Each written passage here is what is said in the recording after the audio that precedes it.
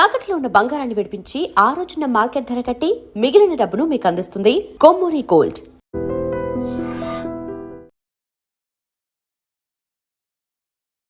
Hello guys, welcome back to iDream media. International మార్కెట్లో gold ఔన్స్కి వచ్చేసి $1000 తగ్గడం జరిగింది. 5500 నుంచి దాదాపుగా $4400 అయితే పడిపోవడం జరిగింది. యుద్ధం సమయంలో యూజువల్లీ గోల్డ్ బాగా పెరుగుతుంది, బట్ ఇక్కడ రివర్స్ అవుతుంది. మనం ప్రిడిక్ట్ చేయడం కూడా చాలా కష్టంగా ఉంది మార్కెట్ అనేది. సో ఎందుకు ఇలా జరుగుతుంది, దీనికి గల కారణాలు ఏంటో తెలుసుకుందాం. సర్టిఫైడ్ ఫైనాన్షియల్ ప్లానర్ అయిన అనిల్ కుమార్ బచ్చు గారి మాటల్లో. Hi sir. హాయ్ అండి, నమస్తే. గోల్డ్ 12,400 ఎంతో అవ్వగానే చాలామంది మళ్ళీ హ్యాపీ ఫీల్ అయ్యారు యూజువల్లీ, ఎందుకంటే పిల్లల సీజన్ ఉంది ఇండియాలో కాబట్టి. ఇది పక్కన పెడితే అసలు గోల్డ్ యుద్ధం టైంలో కింద పడడం అనేది ఫస్ట్ టైం జరిగింది. అండ్ డాలర్ ఏమో రూపాయికి 94, ఒక డాలర్కి $94, చాలా బలపడింది డాలర్. యూజువల్లీ ఇది రివర్స్ అవ్వాలి, కానీ గోల్డ్ ఎందుకు తగ్గుతుంది అనేది తెలిసి చెప్తారా? సో జనరల్గా ఏంటంటే గోల్డ్ అనేది సేఫ్ హెవెన్ అని మనం అనుకుంటాము హిస్టారికల్లీ, జనరల్ ఇప్పుడు కూడా అదే. బట్ ఈ కేసులో ఏంటంటే ఫ్యూ థింగ్స్ హ్యాపెన్ సడన్లీ. ఒకటి, మనం కాంటెక్స్ట్ అర్థం చేసుకోవాలంటే లాస్ట్ ఇయర్ గోల్డ్ చాలా పెరిగింది. ఓకే, పెరిగినప్పుడు ఏంటి, ప్రపంచవ్యాప్తంగా బ్యాంకులు కానీ ఇన్స్టిట్యూషన్స్ కానీ ఈటీఎఫ్ రూపంలో ఆర్ డిఫరెంట్ మెథడ్స్లో గోల్డ్లో ఇన్వెస్ట్ చేశాయి. ఓకే, కొన్ని కేసుల్లో ఎంత పెరిగిందంటే ఆ పెరిగిన దానికి అప్పు చేసి మరీ లీవరేజ్ తీసుకొని మరీ చేసిన కేసెస్ ఉన్నాయి. That is one side. So ఇది బ్యాక్గ్రౌండ్. ఇప్పుడు ఎందుకు తగ్గిందో చూసుకుందాం. ఎందుకు తగ్గిందో చూసుకుంటే first thing, very obvious reason ఈసారి ఏంటంటే మాత్రం డాలర్కి డిమాండ్ పెరిగింది. క్రూడ్ ఆయిల్ ప్రైసెస్ పెరిగాయి. పెరిగినప్పుడు డాలర్, పెట్రోల్ డీజిల్ ఎక్కువ మట్టు వాణిజ్యం అనేది డాలర్లో జరుగుతుంది కాబట్టి డాలర్కి డిమాండ్ పెరిగింది. So dollar became safe haven, ఎందుకంటే ప్రపంచవ్యాప్తంగా అందరూ డాలర్ని యూజ్ చేస్తారు. సో డాలర్కి డిమాండ్ పెరిగింది. ఇప్పుడు ఇన్వెస్టర్స్ డాలర్లో పెడితే డబ్బులు ఎక్కువ వస్తున్నాయి వెన్ కంపేర్ టు ఏదైనా ఎమర్జింగ్ మార్కెట్లో కానీ వేరే దాంట్లో కానీ. సో అలాంటప్పుడు డాలర్ డిమాండ్ పెరగడం వల్ల బంగారంకి తగ్గింది. That is one. So demand అనేది బంగారంకి కన్నా కూడా డాలర్ పెరిగింది. That is one. Second important thing ఏంటంటే చాలా కంట్రీస్కి, చాలా ఇన్స్టిట్యూషన్స్కి నేను చెప్పినట్టు పొజిషన్స్ తీసుకున్నారు, ఏది బంగారం మీద హయ్యర్ ప్రైస్ వెళ్తుందని. బట్ ఇప్పుడు పడిపోవడం వల్ల వాళ్ళ పొజిషన్స్ని స్క్వేర్ ఆఫ్ చేసుకోవాల్సిన అవసరం వస్తుంది. స్క్వేర్ ఆఫ్ చేసుకోవాలంటే అమ్మేయాలి.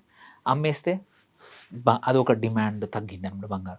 అండ్ థర్డ్, చాలా కంట్రీస్ వాళ్ళ రెగ్యులర్ అవసరాలు, ఎస్పెషల్లీ గల్ఫ్లోనే తీసుకుందాం, దుబాయ్ కానీ యూఏఈ కానీ మల్టిపుల్ నేషన్స్ కూడా ఏంటంటే వాటి అవసరాల కోసం వాళ్ళ గోల్డ్ నిల్వలు అమ్మాల్సి వచ్చింది. ఎందుకంటే వాళ్ళకి ఇప్పుడు కరెంట్ మార్కెట్స్ ఎఫెక్ట్ అవుతున్నాయి యుద్ధం వల్ల, వాళ్ళకి ఎటువంటి రెవెన్యూస్ తగ్గిపోయాయి. సో వాళ్ళ reserve banks actually gold cell చేయాల్సి వచ్చింది. That is one. And even countries like liquidity కోసము టర్కీ, ఎందుకంటే ఆల్రెడీ ఇన్ఫ్లేషనరీ ప్రెషర్తో ఎదుర్కొంటున్న కంట్రీస్ చాలా ఉన్నాయి. దాని మీదకించి ఇప్పుడు 40-45% క్రూడ్ ఆయిల్ ప్రైసెస్ పెరగడం వల్ల ఇంకా ఇన్ఫ్లేషన్ పెరిగింది. ఇన్ఫ్లేషన్ ఇంత పెరిగినప్పుడు $US కొనాల్సి వస్తుంది. అంటే లిక్విడిటీ కావాల్సిందే. లిక్విడిటీ ఎక్కడి నుంచి తేవాలి? ఉన్న బంగారం నిల్వలు అమ్మాలి. ఇట్ ఈస్ నిన్న తెలిసింది ఏంటంటే టర్కీ నియర్లీ 50 టన్నుల బంగారాన్ని ఈ 15-20 రోజుల్లో అమ్మేసింది. సో అట్లా డంప్ చేస్తూ పోతా ఉన్నాయి, ఎందుకంటే అవసరాల కోసం అన్నమాట. సో అటు ఇన్స్టిట్యూషన్స్ అమ్మేసి రిజర్వ్ బ్యాంకులు అమ్మేస్తే ఆబ్వియస్లీ సైమల్టేనియస్లీ డాలర్ ఇటు స్ట్రెంగ్త్ అవ్వడం వల్ల, ఇన్ని థింగ్స్ జరగడం వల్ల ఏంటంటే బంగారం మీద కొంచెం షార్ట్ టర్మ్ అయితే ప్రెషర్ జరిగింది. యుద్ధం కన్నా ముందు ఒక 1 మంత్, ఇవాళ నుంచి 1 మంత్ బ్యాక్ వెళ్తే నియర్లీ 5400 నుంచి $5500 పర్ ఔన్స్ ట్రేడ్ అవుతూ ఉండింది బంగారం. మొన్న 42-43 వరకు కూడా వెళ్ళింది, 4200 కూడా వచ్చింది. అందరూ ఏంటంటే 4000 బ్రీచ్ అయ్యి 3000 చేంజ్ కూడా వస్తుంది అనుకున్నారు. చెప్పలేము. ఈ యుద్ధం ఇంకా కొన్ని రోజులు ఇట్లాగే కొనసాగితే బంగారం ఒక్కసారి మాత్రం రావచ్చు, కిందికి టెస్ట్ చేయొచ్చు. $3500 కూడా టెస్ట్ చేసే అవకాశాలు ఉన్నాయి.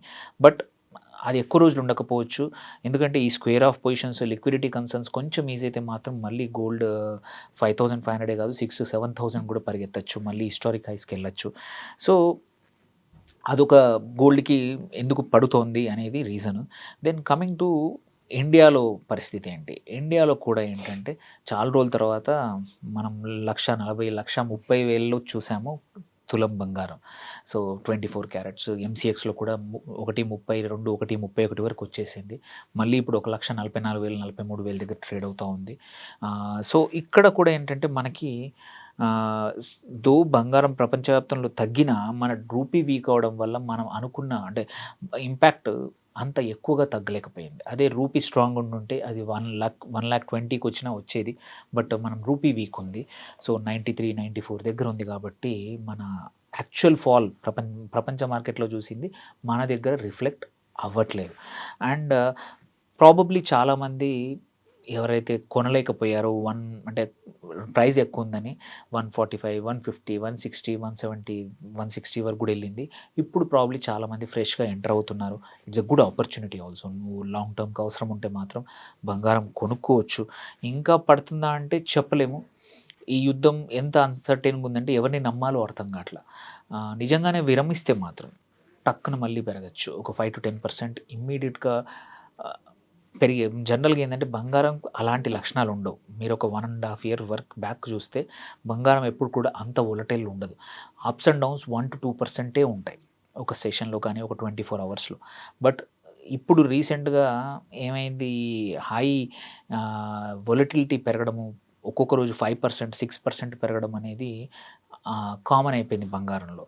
సో ఆ లెక్కన చూస్తే ఎవరైనా ఈ యుద్ధం క్లారిటీ వచ్చేంత వరకు మాత్రం బంగారం ఇదే రేంజ్లో ఉండొచ్చు. $4,000 అంటే దగ్గర దగ్గర 135,000 నుంచి 140,000 రేంజ్లో ఉండొచ్చు. ఏదైనా ఇంకా సివియర్ అయితే ఇంకా తగ్గచ్చు, మళ్ళీ 120 కూడా చూడొచ్చు. బట్ లాంగ్ టర్మ్ ఇన్వెస్టర్స్ మాత్రం బంగారానికి ఇది గుడ్ లెవెల్. ఈ ఎంట్రీకి ఒక్కసారి యుద్ధంపై మళ్ళీ నార్మల్ వాతావరణం వస్తే మాత్రం డిమాండ్ గోల్డ్కి మళ్ళీ పెరగచ్చు, ప్రైజెస్ చాలా పెరగచ్చు. ఎందుకంటే డాలర్ వీక్ అవుతుంది. ఈ ఎపిసోడ్ తర్వాత ఏంటంటే, యుద్ధం తర్వాత చాలా కంట్రీస్ని డాలర్ని పక్కన పెట్టడం, అమెరికాని నమ్మడం కొంచెం కష్టం కాబట్టి డాలర్ వీక్ అవుతుంది. అప్పుడు గోల్డ్ మళ్ళీ సేఫ్ హెవెన్ లాగా పరిగెడుతుంది. షార్ట్ టర్మ్ ఇన్వెస్టర్స్ ఈ యుద్ధం బట్టి ట్రేడ్ చేయండి. లాంగ్ టర్మ్ గోల్డ్ మాత్రం ఇది ఈజ్ ఎ గుడ్ ఆపర్చునిటీ. మీరు ఇంతకుముందు కొనకపోతే ఈసారి మాత్రం మిస్ అవ్వకండి. డెఫినెట్లీ లాంగ్ టర్మ్ అన్నప్పుడు అది ఆర్నమెంట్ అయినా, డిజిటల్ అయినా, ఇంకేదైనా సరే మనకి లాభసాటికరంగా ఉంటుంది కాబట్టి, ముఖ్యంగా గోల్డ్ అనేది ఇష్టమైన ట్రెడిషనల్గా మన అలవాటు పడిన వాళ్ళంతా కూడా ఇప్పుడు గోల్డ్ కొనడం అనేది లాంగ్ టర్మ్లో డెఫినెట్లీ చాలా మంచి థింగ్ అని చెప్పేసి అయితే మనకు సార్ చెప్తా ఉన్నారు. సో మరి దీని గురించి మీరేమనుకుంటున్నారు? సేమ్ ఫీల్ అవుతున్నారా? కామెంట్ చేయండి. Thank you so much for the information. Thank you.